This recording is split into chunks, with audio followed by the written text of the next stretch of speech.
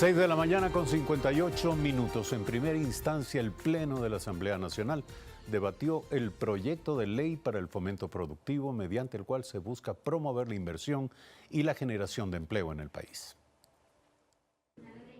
Como ponente del proyecto, Esteban Albornoz, presidente de la Comisión de Desarrollo Económico, desmenuzó el contenido destacando las modificaciones que, por ejemplo, amplían en tiempo los beneficios para la exoneración del pago del impuesto a la renta, sobre todo en las zonas deprimidas económicamente. En las zonas de frontera, que la exoneración del impuesto a la renta podría llegar hasta de 20 años. Tema sobre el cual la legisladora Viviana Bonilla, hoy independiente, expresó sus inquietudes con respecto a cuál será la retribución que habrá de parte del privado. Tenemos que atar este beneficio a la generación de empleo. Sobre las remisiones, se explicó cómo operará en el caso de los deudores con rentas, que tienen una facturación menor a los 5 millones de dólares. Tendrían facilidades de pago hasta por 2 años. Reglas que cambian para las empresas cuya facturación es mayor. Tienen que acogerse al proceso de remisión en los primeros 90 días luego de promulgada la ley. Sistema de remisión que cuenta con el respaldo de la mayoría de sectores políticos y que incluye un candado para que quienes hoy se acogen al beneficio no puedan hacerlo en los próximos 15 años. Una cosa es condonación, otra cosa es remisión. No nos confundamos, por favor. Con esta ley no se ven beneficiados los que votaron por el gobierno, sino justamente los que no votaron por el gobierno. Desde Creo, Patricio Donoso insistió en la necesidad de incorporar un sistema que garantice las actividades agrícolas y ganaderas. Ya es hora de que exista un seguro agropecuario de calidad, con posibilidad subsidiaria por parte del Estado. Esta norma da paso a la creación de un fondo de estabilización, cuyos objetivos se fijarán en el trámite para la elaboración del informe final dentro de la Comisión de Desarrollo Económico. Alexis Moncayo, Telediario. En efecto, ayer en el Pleno de la Asamblea Nacional se realizó el primer debate del proyecto de ley para fomento productivo, se realizó el debate luego del primer debate de este proyecto de ley de fomento productivo, atracción de inversiones, generación de empleo y estabilidad y equilibrio fiscal, que el Ejecutivo envió el 24 de mayo pasado al Congreso. Hay ya un cambio importante. La Comisión de Desarrollo Económico aprobó por unanimidad el informe que dispone la remisión, es decir, el perdón sobre intereses, multas y recargos de las deudas con el Servicio de Rentas Internas y las aduanas. Pero atención, únicamente si el deudor paga todo el capital pendiente en 90 días. Nuestro invitado es el asambleísta César Ron. Buenos días, gracias por estar aquí, bienvenido. Se espera así aumentar la efectividad de esta disposición que busca estimular, en definitiva, el pago de las obligaciones de impuestos a cambio de este perdón sobre los intereses y las multas. Gracias, Eduardo. Buenos días. Es importante lo que vamos a comentar el día de hoy, esta mañana. La remisión es una medida que toma el Estado, cediendo sus derechos a cobrar los intereses, las multas y los recargos por falta de liquidez. El Estado ecuatoriano necesita dinero y por esa razón crea la remisión para recuperar dinero. Por ejemplo, en la seguridad social hay deudas vencidas que llegan aproximadamente a 1.200 millones de dólares, solo en la seguridad social. Esta medida pretende que el Estado ecuatoriano recupere alrededor de 1.000 millones de dólares. La anterior remisión hecha en el año 2015 por el anterior gobierno del señor Correa también estableció una medida de esta naturaleza y se pretendía recoger alrededor de 600 millones. Se recogió más de 2.000 millones de dólares en la remisión anterior. También es un dato importante que conozcan los ecuatorianos. Hay más o menos 5 millones de contribuyentes, de los cuales en la remisión anterior 1 millón se acogió a la remisión.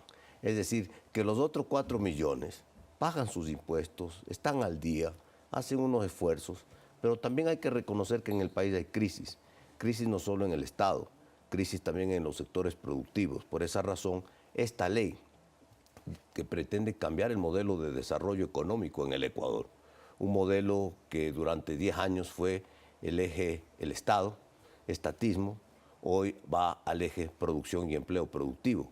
Por esa razón, esta ley pues crea una serie de incentivos para que venga la inversión, para generar nuevamente trabajo y generar lo más importante, confianza y el impulso que la economía ecuatoriana requiere para salir adelante. Ahora, hay una contradicción implícita también. sobre la que se viene reflexionando y discutiendo. Esto es que el Estado está interesado, por supuesto, en cobrar deudas que podría considerar incobrables en la medida en que se han venido acumulando y no han sido honradas. Pero al mismo tiempo, la remisión constituye un reconocimiento de la incapacidad del propio Estado para haber cobrado esas deudas. Sí y no. Sí, porque obviamente el Estado tiene todos los mecanismos legales a su alcance para cobrar. Deberle al Estado es muy difícil. Es mejor no deberle al Estado, porque además los recargos y las multas hacen que deudas de $10.000 en poco tiempo se conviertan en deudas de $50.000, $60.000 que se tornan impagables. Ahora bien, más por esa razón. Claro, por la acumulación de intereses y multas. Por los recargos, o sea, duplica y triplica el capital en muy poco tiempo. Entonces, el sector productivo, ¿no? Las sociedades también tienen problemas, no han podido pagar, no han podido ponerse al día, no hay trabajo, no hay producción, no hay liquidez en el sistema financiero nacional. Entonces, tenemos que resolver la situación de estas empresas. ¿Para qué? Para que se pongan al día y para que vuelvan a ser sujetos de crédito, que vuelvan a producir. Porque eso es lo que nos interesa, recuperar la dinámica económica. No nos interesa que la gente esté fregada, que la gente no pueda trabajar, que la gente siga siendo deudora. Hay que resolver el problema. Por eso el Estado toma esta decisión. Hay una confusión que se ha dado por el tema de condonación, especialmente por los pequeños agricultores. Este es un tema diferente, porque la remisión no condona capital. Tiene que pagar el capital completo. En cambio, la condonación, si fuera el caso, en el caso del Banco Nacional, sería el perdón del conjunto de las obligaciones. Es el perdón de todo. Ahí se incluye el capital. Entonces, hay unos pedidos muy fuertes que han llegado a la Asamblea Nacional del sector agrícola, que está desatendido. El sector agrícola ecuatoriano está quebrado. El sector agrícola ecuatoriano no ha sido atendido hace muchísimos años. Hay muchas medidas a favor de la agricultura, exoneración de impuestos, de exoneración del IVA, la importación de bienes de capital, de maquinaria agrícola, de insumos agrícolas, lo cual es bueno.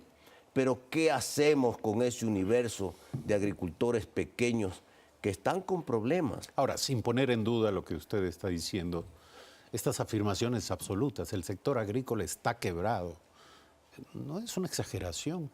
Quizás un poco exagerado, pero el sector pequeño, del agricultor pequeño, está con graves problemas, sí está quebrado, no es sujeto de crédito, no puede volver a sembrar. En la costa se ha perdido este mismo año, por la falta del agua, se pasmó el invierno y se perdió las 2/3 partes de la cosecha de maíz.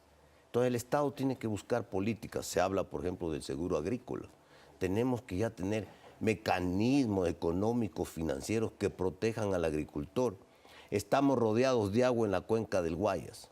Fíjese usted, y se ha perdido las 2/3 partes de la cosecha de maíz. ¿Por qué? Porque no hay riego mecanizado. Pero en ocasiones lo que hay es exceso de agua, inundaciones y también se pierden las cosechas. Es decir, vivimos en un ciclo constante de emergencia tras emergencia en el sector agrícola y la costa evidentemente es un área particularmente sensible a estos cambios drásticos del clima.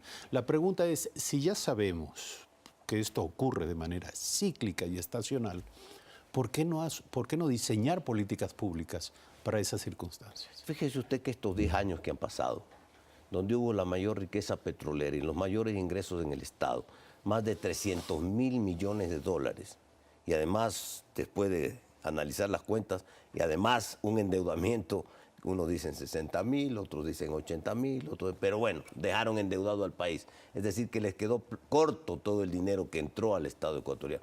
¿Por qué no se pudo implementar políticas agrícolas a favor de este sector tan importante? Hoy se habla del futuro del país en 2 sectores fundamentales. La agroindustria de exportación, incluida la pesca y el turismo. Pero ¿y dónde están las políticas públicas a favor de la agricultura? ¿Dónde están los mecanismos para ayudar al agricultor? Es precisamente eso lo que se está usted discutiendo. Comenta, Eduardo. Usted comenta, por ejemplo, no nos podemos seguir inundando en épocas de abundancia de agua. Y en épocas de sequía tenemos que tener sistemas de riego y drenaje. Todas estas cosas no se han hecho, no existen en el Ecuador. Hay que hacerlas y por eso hay que empezar haciendo medidas y leyes que permitan la reactivación productiva, que generen incentivos.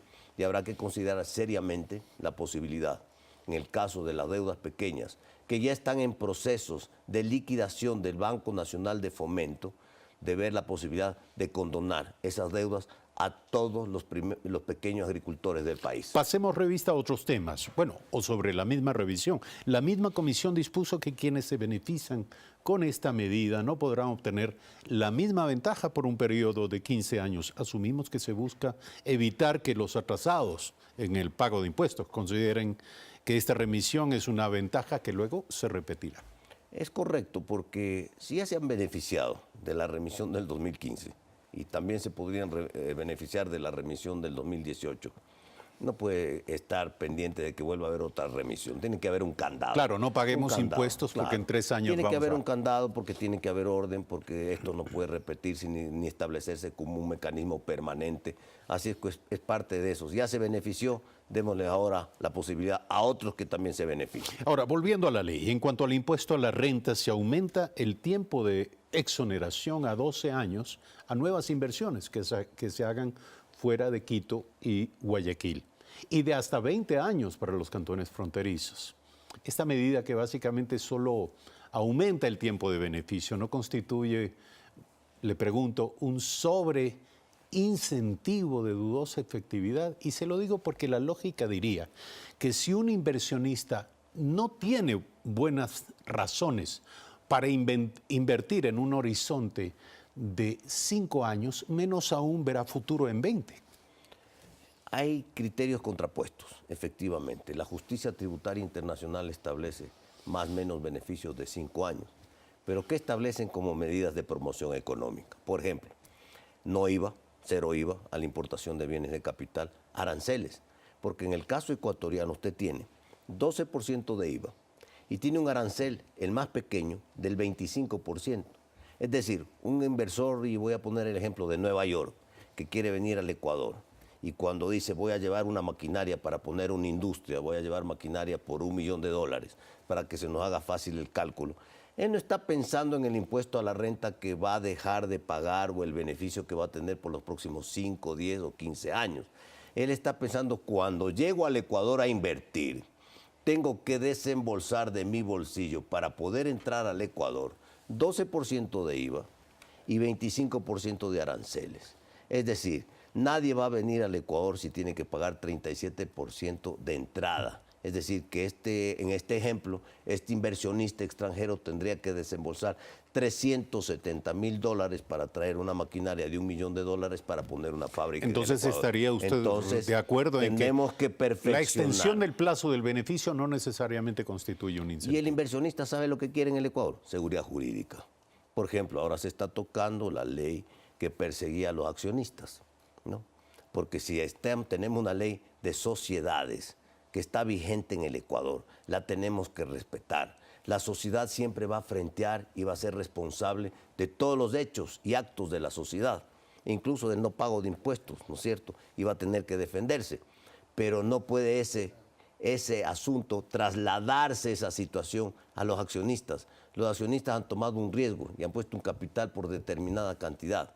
En el anterior gobierno se persiguió a los inversionistas, a los socios de las sociedades, cuando los socios, de acuerdo a la ley de compañías y de sociedades, solo tienen un límite. Entonces, estas cosas son las que tienen que cambiar en el Ecuador para generar la seguridad jurídica. Nadie va a venir al Ecuador si estas cosas no se aclaran. Ahora, ¿en qué medida algunos de los cambios que usted demanda y requiere a partir de su opinión van a estar reflejados en los cambios que se introduzcan en esta ley?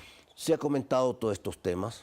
Ayer en el debate legislativo se han comentado todos estos temas. Es importante el debate legislativo del primer debate para recoger todas las observaciones que se hacen en el Pleno y regresan a la comisión.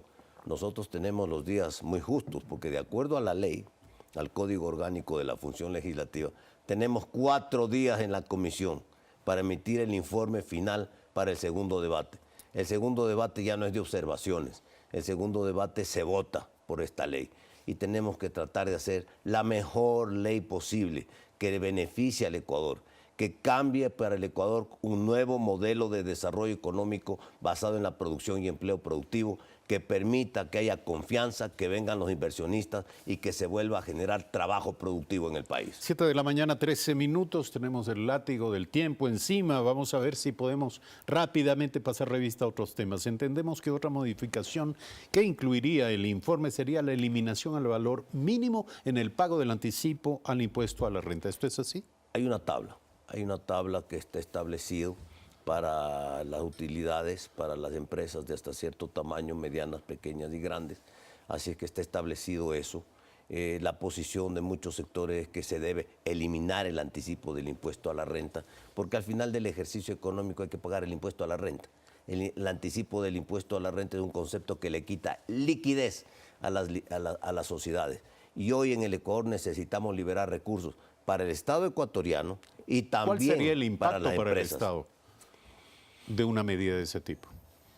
Le va a quitar, le va a dar... Es decir, pospone la Claro, recaudación. Claro, pospone la recaudación, le va a dar liquidez, le va a dejar bolsillo a las empresas para que tengan capital de trabajo para trabajar y producir, y al Estado ecuatoriano le va a quitar esa liquidez que el Estado cobra anticipadamente. Para finalizar, otro tema se refiere a la creación de un fondo de estabilización fiscal. ¿Hasta dónde se pretende forzar el ahorro público por medio de este mecanismo? Y nuevamente se ha estimado, es la pregunta, el impacto que esta medida tendría en la disponibilidad de recursos en otros ámbitos de la gestión pública, como los servicios públicos, la inversión social. Eduardo, aquí hay que diferenciar. El presupuesto general del Estado establece los gastos, por ejemplo, para los programas sociales del gobierno. Entonces ya está presupuestado los programas, la construcción de las casas o de la salud pública, y está dentro del presupuesto general del Estado. Pero el presupuesto es deficitario. Claro, obviamente, pero también necesitamos hacer reservas. Y el presupuesto del Estado hoy está con $42 de precio de petróleo. Entonces, todos los excedentes que estén sobre los $42 tienen que ir a este fondo de estabilización fiscal. El Ecuador no ha hecho ahorro. El Ecuador tenía unos fondos, los FEIREP, los famosos fondos, fonditos y fondotes, que el gobierno que se fue se los gastó también. O sea, no solo fueron los 300.000 millones de dólares de la riqueza petrolera y recaudaciones fiscales importantes. Fueron los créditos al extranjero, que estamos endeudados con más de 60.000 millones de dólares. Fueron los fondos, fonditos y fondotes. Y fue la plata de la Seguridad Social y también la plata de la Reserva Monetaria que está en el Banco Central. Entonces, aquí pasó un huracán que recogió todo, y producto de esa situación es que el Ecuador tiene que tomar este tipo de medidas. Hay que volver a generar ahorro. ¿Para qué? Para cuando venga una crisis, poder tener a dónde arrimarnos, y no cada vez que viene una crisis tengamos que o buscar créditos en el extranjero o buscar más impuestos. Así es que el Ecuador tiene que ordenarse. ¿Qué hubiera sido sin estos 10 años de excedentes petroleros, del mayor precio del petróleo de la historia de $100, $120? Si hubiera hecho un pequeño fondo de estabilización, como lo hizo Bolivia, como lo hizo Chile y como lo hacen todos los países del mundo y como lo hacen en el Ecuador todos los padres de familia. Porque usted, papá, trabaja y gana 100, yo creo que guarda 10 por cualquier cosa que pueda suceder en su casa. Esa es la obligación del Estado. El presidente de la República anterior no tenía esos conceptos de ahorro. Como usted lo ha dicho, bien se habría podido seguir el ejemplo del propio Evo Morales. Así es. César Ron, asambleísta del Partido Social Cristiano y miembro de la Comisión de Desarrollo Económico de la Asamblea Nacional. Gracias por estar aquí. Gracias, buenos días. Son las 7 de la mañana con 17 minutos. Brevísima pausa. Regresamos con más de lo anunciado.